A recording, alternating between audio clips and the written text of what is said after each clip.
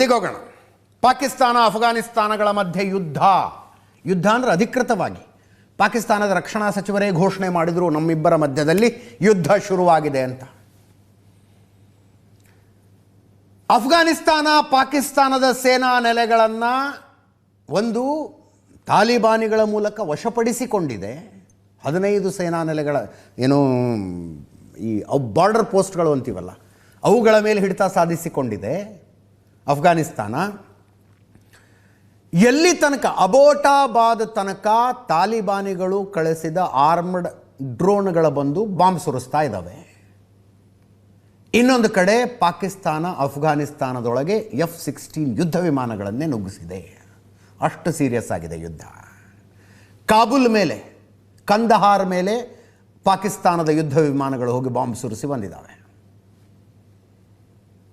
Taliban claim ಮಾಡ್ತಾ ಇರೋದು ನಾವು 55 ಪಾಕಿಸ್ತಾನಿ ಸೈನಿಕರನ್ನು ಹೊಡೆದಾಕಿದ್ದೀವಿ ಅಂತ. ಪಾಕಿಸ್ತಾನ ಕ್ಲೇಮ್ ಮಾಡ್ತಾ ಇರೋದು ನಾವು 175 ತಾಲಿಬಾನಿಗಳನ್ನು ಹೊಡೆದಾಕಿದ್ದೀವಿ ಅಂತ.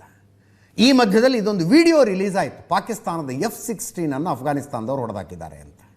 But looks like AI video. ಇವತ್ತಿನ ಕಾಲದಲ್ಲಿ ನಂಬಕ್ಕಾಗೋದಿಲ್ಲ, ಯಾವುದು ನಿಜಾನೋ ಯಾವುದು ಸುಳ್ಳ ನಂಬಕ್ಕಾಗೋದಿಲ್ಲ. Rafale jet bearing number so and so ಅಂತ ಬಂತಿದ್ದು. ಇದು AI ವಿಡಿಯೋ ಆಗಿರುವ ಸಾಧ್ಯತೆ ಜಾಸ್ತಿ ಇದೆ. ಯಾಕಂದರೆ ಭಾಳ ಪ್ರಿಮಿಟಿವ್ ಟೆಕ್ನಾಲಜಿ ಇದೆ ರೀ. ಯುದ್ಧದ ಟೆಕ್ನಾಲಜಿ ವಿಷಯಕ್ಕೆ ಬಂದರೆ ಅಫ್ಘಾನಿಸ್ತಾನದಲ್ಲಿ ತಾಲಿಬಾನಿಗಳ ಅವ್ರ ಹತ್ರ ಏರ್ಫೋರ್ಸೇ ಇಲ್ಲ. ಫಸ್ಟ್ ಆಫ್ ಆಲ್ ಕೆಲವು ಡ್ರೋನ್ಗಳಿದ್ದಾವೆ, ಅವು ಕೂಡ ಟೆಕ್ನಾಲಜಿಕಲಿ ಎಷ್ಟು ಅಪ್ಗ್ರೇಡ್ ಆಗಿದ್ದಾವೆ ವಿ ಡೋಂಟ್ ನೋ. ಹಾಗಿದ್ದವ್ರು F-16 ಯುದ್ಧ ವಿಮಾನ ಹೊಡೆಯೋಕ್ಕಾಗತ್ತಾ ಇವ್ರ ಹತ್ರ? ಆ ವಿಡಿಯೋ ಫೇಕ್ ಅಂತ ನನಗಂತೂ ಅನ್ಸತ್ತಪ್ಪ. ಹೇಳ್ಕೊಂಡಿದ್ದಾರೆ ಅವ್ರು, ನಾವು ಹೊಡೆದಾಕಿದ್ದೀವಿ ನೋಡಿ F-16 ಅಂತ. ಪಾಕಿಸ್ತಾನದವ್ರು ನಮ್ಮ ಯಾವ ಯುದ್ಧ ವಿಮಾನವೂ ನಷ್ಟಗೊಂಡಿಲ್ಲ, ಎಲ್ಲವೂ ಸುರಕ್ಷಿತವಾಗಿ ವಾಪಸ್ ಬಂದಿದ್ದಾವೆ ಅಂದಿದ್ದಾರೆ. ಬಟ್ ಈ ದೃಶ್ಯಗಳೆಲ್ಲ ನಿಜ. ಅಫ್ಘಾನಿಸ್ತಾನದ ಮೇಲೆ ದಾಳಿಯ ದೃಶ್ಯಗಳು, ಪಾಕಿಸ್ತಾನದಲ್ಲಿ ದಾಳಿಯ ದೃಶ್ಯಗಳು, ಇವೆಲ್ಲವೂ ನಿಜ.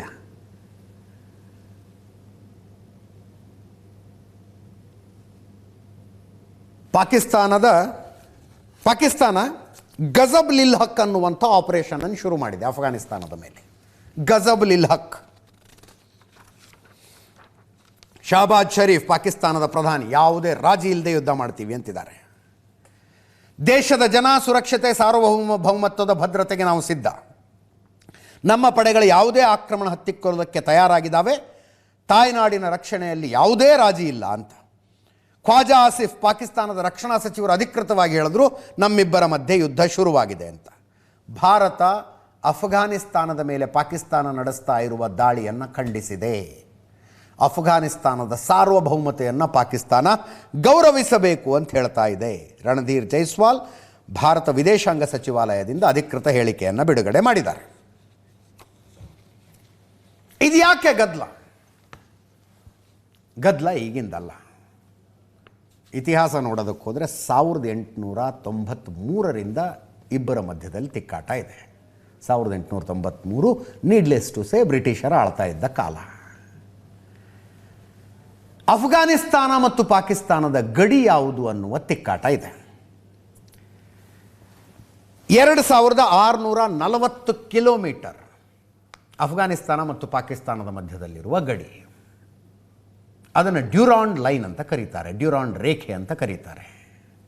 ಆವತ್ತಿನ ಅಫ್ಘಾನಿಸ್ತಾನದ ರಾಜ ಅಬ್ದುಲ್ ರೆಹಮಾನ್ ಖಾನ್ ಜೊತೆಗೆ ಎರಡನೆಯ ಆಂಗ್ಲೋ ಅಫ್ಘನ್ ಯುದ್ಧದ ನಂತರ ಬ್ರಿಟಿಷರು ಮಾಡಿಕೊಂಡ ಒಪ್ಪಂದದ ಪ್ರಕಾರ 1893ರಲ್ಲಿ ಆಗ ಬ್ರಿಟಿಷ್ ಅಧಿಕಾರಿಯಾಗಿದ್ದ ಮಾರ್ಟಿಮೇರ್ ಡ್ಯೂರಾಂಡ್ ಅನ್ನುವವನ ಸಮ್ಮುಖದಲ್ಲಿ ಒಂದು ಗೆರೆಯನ್ನು ಎಳೆಯಲಾಯಿತು. ಬ್ರಿಟಿಷರು ಆಳ್ತಾ ಇದ್ದ ಭಾರತಕ್ಕೂ ಅಫ್ಘಾನಿಸ್ತಾನಕ್ಕೂ ಇದೇ ಬಾರ್ಡರ್ ಅಂತ ಒಂದು ಗೆರೆಯನ್ನು ಎಳೆಯಲಾಯಿತು. ಅದಾದ ಮೇಲೆ 1919ರಲ್ಲಿ ಆಂಗ್ಲೋ ಅಫ್ಘನ್ ಯುದ್ಧ ಆಯಿತು, ಅಫ್ಘಾನಿಸ್ತಾನ ಸ್ವತಂತ್ರ ಆಯಿತು. ನೋಡಿ, ಬ್ರಿಟಿಷರಿಗೂ ಕೂಡ ಅಫ್ಘಾನಿಸ್ತಾನವನ್ನು ಪೂರ್ತಿಯಾಗಿ ವಶಪಡಿಸಿಕೊಂಡು ಆಳೋದಕ್ಕಾಗಿರಲಿಲ್ಲ. ಆವಾಗ 1919ರಲ್ಲಿ ಒಂದು ಅಂತಿಮ ಒಪ್ಪಂದ ಆಯಿತು. ಒಪ್ಪಂದದ ಪ್ರಕಾರ ಪಶ್ತೂನ್ ಬುಡಕಟ್ಟು ಸಮುದಾಯದವರು ಎಲ್ಲೆಲ್ಲಿದ್ದಾರೋ ಅದು ಎಲ್ಲವೂ ಅಫ್ಘಾನಿಸ್ತಾನದ ಪ್ರದೇಶ. ಪಶ್ತೂನಿಗಳು ಅಂದರೆ ಮೂಲ ಅಫ್ಘಾನಿರೋರು, ಅವರು ಎಲ್ಲೆಲ್ಲಿದ್ದಾರೋ ಅದಷ್ಟು ಅಫ್ಘಾನಿಸ್ತಾನದ ಪ್ರದೇಶ. ಇದು ಸೆಲ್ಫ್ ಕಾಂಟ್ರಾಡಿಕ್ಟರಿ ಆಗಿಬಿಡ್ತು. ಡ್ಯೂರಾಂಡ್ ಲೈನನ್ನು ನಂಬ್ಕೊಂಡು ಹೋಗೋದಾದರೆ ಅದೇ ಅಫ್ಘಾನಿಸ್ತಾನದ ಗಡಿ ಅಂತ ಅಂದ್ಕೊಂಡ್ರೆ ಬರೀ 42% ಪಶ್ತೂನಿಗಳ ಮಾತ್ರ ಅಫ್ಘಾನಿಸ್ತಾನದಲ್ಲಿ ಇರ್ತಾರೆ. ಉಳಿದವರು ಈಗ ಪಾಕಿಸ್ತಾನ ಏನು ಕ್ಲೇಮ್ ಮಾಡ್ಕೊಳ್ಳುತ್ತಲ್ಲ ನಮ್ಮ ದೇಶ ಅಂತ ಅಲ್ಲಿದ್ದಾರೆ. ಆ ಪಶ್ತೂನಿಗಳು ವಾಸ ಮಾಡುವ ಅಷ್ಟು ಪ್ರದೇಶ ನಮಗೆ ಸೇರಬೇಕು ಅಂತ ಅಫ್ಘಾನಿಸ್ತಾನ ಹೇಳುತ್ತೆ. ಅದಕ್ಕಾಗಿ ನಡೀತಾ ಇರುವ ತಿಕ್ಕಾಟ. ಪಾಕಿಸ್ತಾನ ಡ್ಯೂರಾಂಡ್ ಲೈನ್ ಫೈನಲ್ ಅನ್ನತ್ತೆ. ಅಫ್ಘಾನಿಸ್ತಾನ 1919 ಒಪ್ಪಂದದ ಪ್ರಕಾರ ಪಶ್ತೂನ್ಗಳು ಎಲ್ಲೆಲ್ಲಿದ್ದಾರೋ ಅದು ನಮ್ಮ ಜಾಗ ಅಂತ ಹೇಳುತ್ತೆ. ಅದಕ್ಕಾಗಿ ನಡೀತಾ ಇರುವ ಸಂಘರ್ಷ ಮುಂದುವರಿಯುವ ಸಾಧ್ಯತೆ ಇದೆ. ಪಾಕಿಸ್ತಾನ ಭಾರತವನ್ನು ಬ್ಲೇಮ್ ಮಾಡ್ತಾ ಇದೆ. ಭಾರತ ಅಫ್ಘಾನಿಸ್ತಾನಕ್ಕೆ ಸಪೋರ್ಟ್ ಮಾಡ್ತಾ ಇದೆ ಅಂತ. ಅಫ್ಘಾನಿಸ್ತಾನ ಅನ್ನುವುದು ಭಾರತದ ವಸಾಹತಾಗಿದೆ ಅಂತದು, ಕಾಲನಿ ಆಗಿಬಿಟ್ಟಿದೆ ಭಾರತಕ್ಕೆ ಅಂತ. 2021 ತನಕ ಅಷ್ಟು ಇರಲಿಲ್ಲ ಈ ಗಲಾಟೆ. 2021ರಲ್ಲಿ we still remember those visuals ಅಲ್ಲ.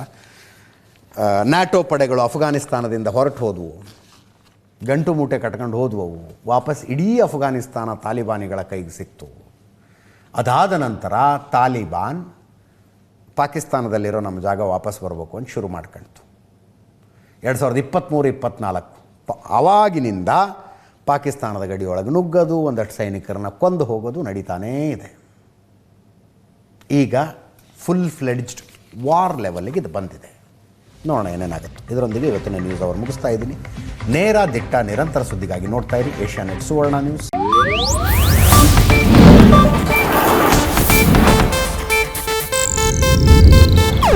ಇದು ಏಷ್ಯಾನೆಟ್ ನ್ಯೂಸ್ ನೆಟ್ವರ್ಕ್ ಪ್ರಸ್ತುತಿ.